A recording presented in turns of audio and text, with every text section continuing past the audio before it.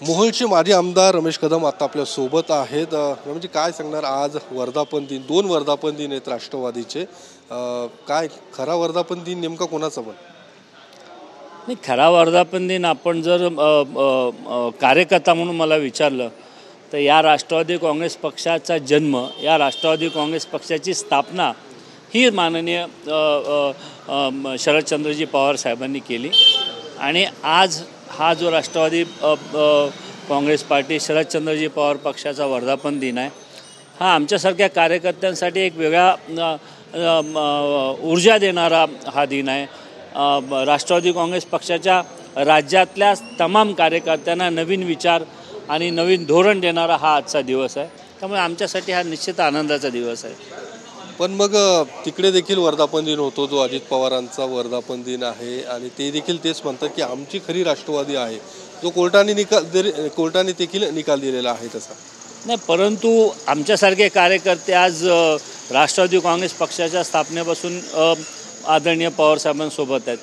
आम्हाला असं वाटतं की आम्ही पवारसाहेबांसोबत आहे। हा पक्ष माननीय पवारसाहेबांनी या पक्षाची स्थापना केली होती, त्यामुळे या पक्षासोबत, या पक्षामध्ये राहून आपण प्रामाणिकपणे माननीय पवारसाहेबांची साथ दिली पाहिजे।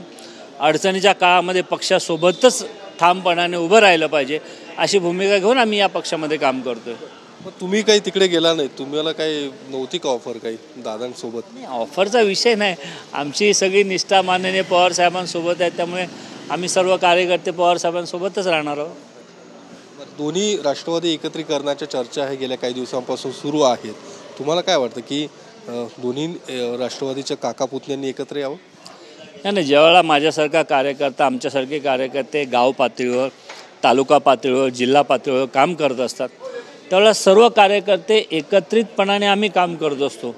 त्या गाव पातळीवर हा गट तट नसतो आणि कार्यकर्त्यांच्या भावना शेवटी नेत्यांनासुद्धा कळत असतात।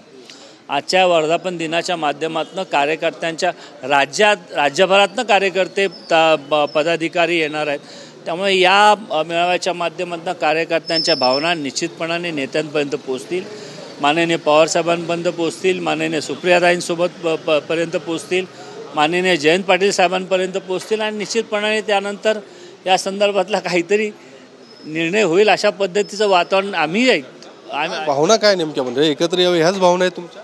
नाही, निश्चितपणाने सर्वांनी एकत्रितपणाने आलं पाहिजे। राष्ट्रवादी काँग्रेस पार्टी एक संघपणाने पुन्हा ताकदीने उभी राहिली पाहिजे आणि या महाराष्ट्रामध्ये एक नवा पर्याय, चांगला ठोस असा पर्याय जो विकासाच्या दृष्टीने पोषक असा राहील, अशा पद्धतीचा पक्ष हा उभा राहील असं मला माझ्यासारख्या कार्यकर्त्यांना वाटतं। तर रमेश कदम होते, त्यांनी सांगितलं की आजचा दिवस महत्त्वाचा आहे आणि आजच्या या दिवशी निश्चितच कार्यकर्त्याच्या ज्या काही भावना आहेत त्या पोचणार आहेत। कॅमेरामन सुशांत राऊतसह मी योगेश बोरसे, TV9 मराठी, पुणे।